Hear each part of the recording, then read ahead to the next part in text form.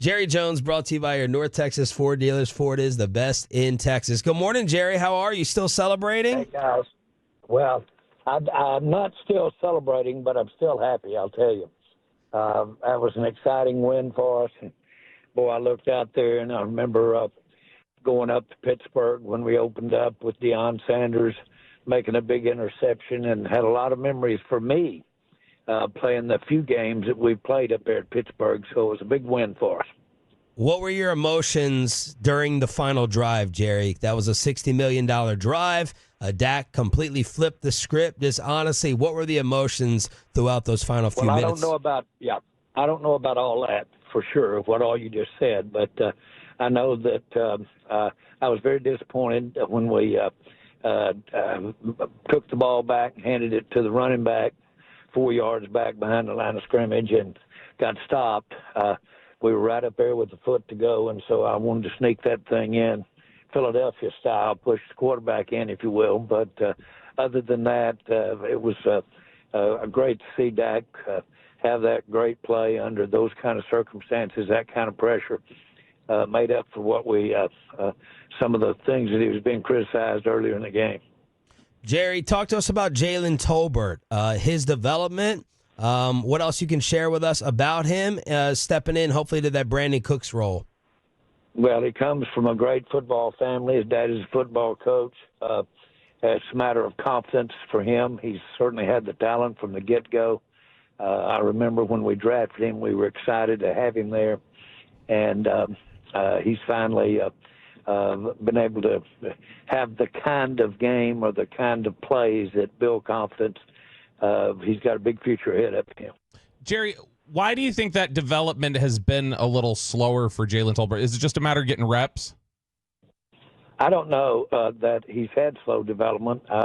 And candidly, you say, well, this is in his third year. But, again, those things happen. You know, I'm a believer that there's a lot of players that have the ability to play football in the NFL that don't get those opportunities. Then they have the adverse things come their way, injury. And there are a lot of people that can and have had the opportunity to play in the NFL that just didn't get the chance. Jerry Jones here on Shan and RJ 105.3 The Fan. Speaking of wide receivers, what can you tell us about Denzel Mims, your workout with him today, if true, and your interest in him? Well, we just continue to look for depth and don't ever pay any attention to the players that come through here working out. They particularly aren't pointed. We're in a good spot. We're here in Dallas. We can work out a lot of players. This is kind of a central point in the country, and we're all the time wanting to keep up with where players are relative to their health, their conditioning, and just, if you will, look at them. And so we do a lot of that without any specific position in mind. Jerry, do you like those kind of tough games you just had to play where you've got injuries going in, you get more guys injured during the game, but you still got to find a way to navigate a win? Do you like those? Are they good character-building games? I like any opportunity we have to play young players. And, of course, I don't like the fact that we've have to do that because of injury. But I do like to see these young players play because you have to handicap a team. Your season is 1.5 college seasons long. I used to say 2 college seasons long. So you take a player that's at one level of maturation or one level of capability when we start a training camp, and you take it all the way through to January of the next year, if you will, and you've got a guy that has really evolved. By the same token, sometimes those veterans might depreciate as far as their talent level is concerned. And so you're continually wanting to see these guys get on the field. That's just a part of the process and a part of building a solid team. Well, Jerry, that makes me think of Rico Dowdle and the game that he had Sunday night. You guys have been answering a lot of running back questions. That felt like some justification in what you guys have been saying about let's just get some more opportunities versus all the Dalvin Cook questions and the other noise. How much did you like that game from Rico? Well, first of all, Rico, in my mind, has always been a violent running back. I'll use that word. That's a strong term. But, boy, he really knows how to get in the hole and get there quick. And his issue has always been availability, injury, one thing or the other. And consequently, it's good to see him sustain through these 4 games really, if you will, the punishment that a running back takes. But it's not surprising to see him doing well. We've always thought that his ability to run with the ball is outstanding. He had to work on his protections. He had to work on the other things that running backs have to do. So he's going to really help us as we get on into the year. Jerry Jones joined us here on 105 through the Fan. You could see CD jawing at Dak on the sideline. It's not the first time it's happened. Is there an issue there between the two during the game, a competitive issue? Well, again, it's nice to that's the beauty of television. That's the beauty of the way we present these games in the NFL, the way it works on the sideline. But, man, I've never been around a sideline but what you didn't have some jawing going back and forth between players, coaches, all the people involved in the game. It's a physical game. It's a game where each one's relying on the other. And you certainly have it going back and forth. The other thing, sometimes it looks like that there's some expression going on that's not necessarily one that is easily interpreted. You can have some pretty serious looks out there, and you can't tell what they might be saying. They may be saying, "I love you." Jerry, you talk about... In fact, that probably said a lot. Yeah. Jerry, you talk about availability and injuries when you were talking about Rico Dowdle's biggest challenge. Looking at some of the availability and injuries you have, let's start with Tyler Guyton. He had come out of that game, obviously had to miss most of the remainder of that game. Where does he stand right now heading into this week against Detroit? Well, we'll take a look at it at practice, but my thoughts would be that he's got a good chance to play against Detroit. And, we've been talking about it. I know we're getting closer to the end of the timeline. How close are we getting towards the potential return of Deron Bland? Well, I don't think he'll get there this week, but I think that he's on schedule, and we had thought certainly after the bye. But we'll see how he works out there this week, too. It's not impossible. And I know Mike is always going to be a competitive one, try to push to play. Is that another one where you're going to kind of be evaluating during the practice week to see his availability? Well, we will always be when they're this close. Yes, they'll be evaluated carefully, and that's iffy. But we'll see again how it works out this week. These days are critical. Jerry Jones joining us here on 105 through the Fan. So, Jerry, when we talk about these injuries, a lot of what's been said has been guys behind these starters need to step up and step in and play a big role. At what point with the number of injuries you guys have sustained do you start saying, well, we have to replace these bodies because we're just getting hit so hard with so many injuries? We start that early. We start that in the spring, and that's what you got your practice squad for. That's what you got your depth on the regular roster for. If you're not preparing for injury, depth pressure, if you're not doing that, you're not doing your job in the NFL because you have injuries. That's part of the game. Jerry, has the volume been turned up, though, on you guys having to shop outside of the building to replace some of these bodies? No, that'd be wrong to say turned up. The volume's always up. It better be up. Jerry, I got one more injury question, if I may. These guys have really dropped the ball on it, if you know what I mean. But Tyler Smith was talking about Tolbert, and he said, I'm going to read you the quote here, he sprained his nuts. How do you sprain your nuts?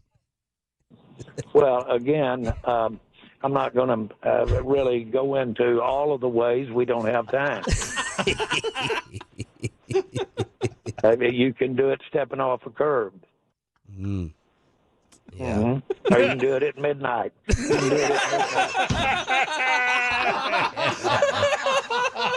I knew you wouldn't let us down. I knew you wouldn't let us down. Jerry, I have a league question. I have a league question with the weather the other night. Was there ever any chance in your mind that the game got pushed to Monday? What does it take weather-wise in the NFL from a time standpoint for a game to get postponed rather than just push it back 2-3 hours to play it that day? Yeah, very extreme circumstances, but that is the order of things, is to replace it earlier in the week. The games that I've seen replaced were usually the only weather condition I've ever seen that I can remember is lightning. And then, of course, we had the game postponed with the injury at Buffalo last year, or maybe it was 2 years ago.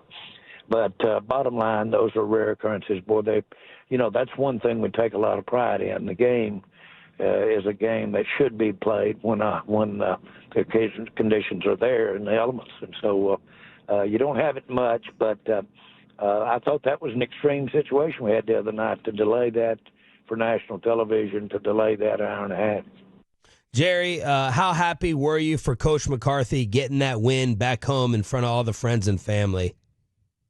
Well, it's almost it's a magical thing to sit with Mike and talk about his growing up in Pittsburgh, and it was so unique, and he was so blessed to have such a wonderful family, a mom and dad that just really were just the ideal American family in my mind, and that's not necessarily easy street either.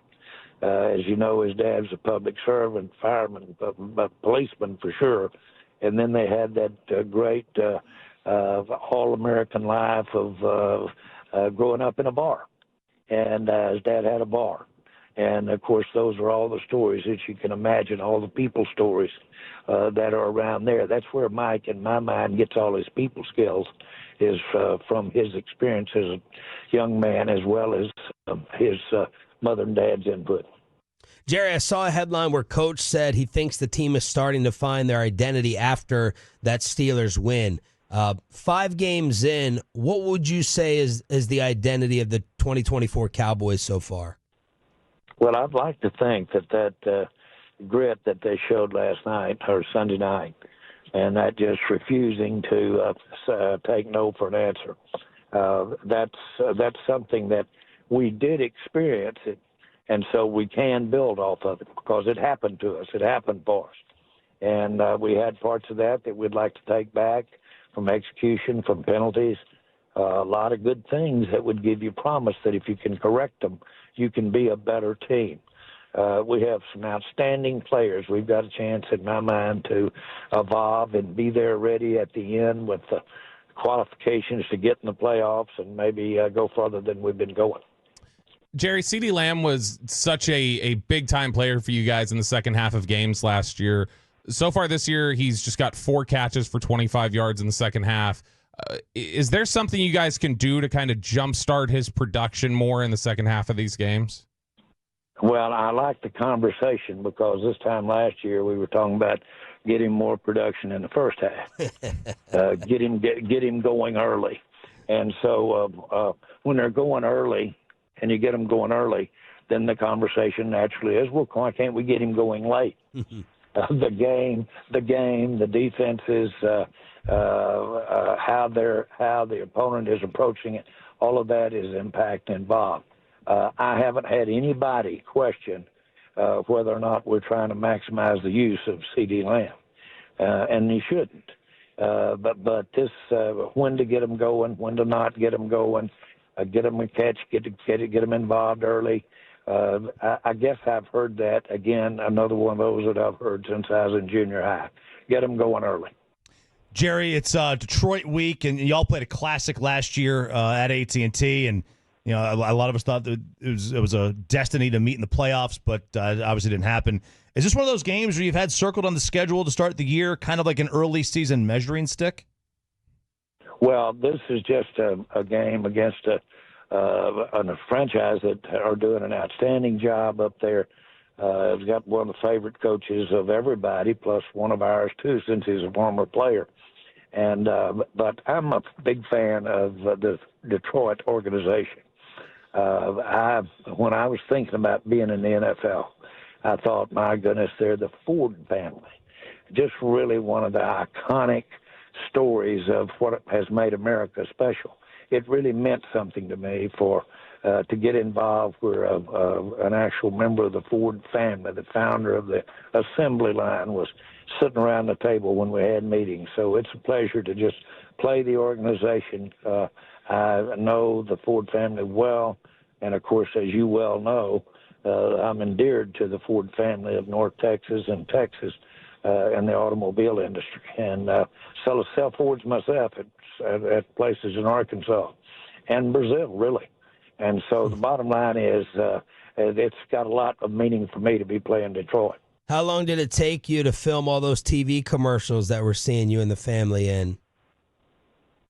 Well, I don't know a length of time because just exactly length, but I know I had a lot of fun doing it. And went up to where Don Meredith was raised, and we did it up on a ranch up in that area, and that was a great experience for it, and probably get a chance to do that again. But it was a lot of fun, and they didn't get half of them the way I was cutting up out there and doing all that stunt driving. With all the donuts and everything. Jerry, yeah. Go ahead. Jerry, sorry. Last one coming in from the great Brian Broadus, so it actually may not be a great question. He said, can you ask Jerry if they would consider opening the roof for the Lions game to give Detroit some heat with the temperatures in the 90s for maybe some Cowboy home field advantage? Yeah, tell Brian we got a lot more to worry about facing Detroit than that outing. Concentrate on getting down there and looking at some film and get with it. That was better than the sprained nut answer. Jerry? Tell him hello. Please tell him hello. And guys, I'm getting ready to get on the helicopter just this second, just stepping onto it. Go ahead. And I'm headed out to Arlington, and we're going to at 10 o'clock today, we're going to announce our Indy Series partnership with the Rangers and Roger Penske, and to have the Grand Prix of Arlington. That's going to be open wheel racing all over Arlington this year, and in March 26th, really. But the bottom line is that we're excited about what we can do, take off the Formula One thing, but using the great Penske name and the great iconic Indy racing that he stands for. And so we're going out there to have a little celebration memorial for it this morning. That's awesome. Congratulations on that. Congrats on the win. Thanks for the radio gold. Have a good flight, Jerry. You bet, guys. Thank you. Bye.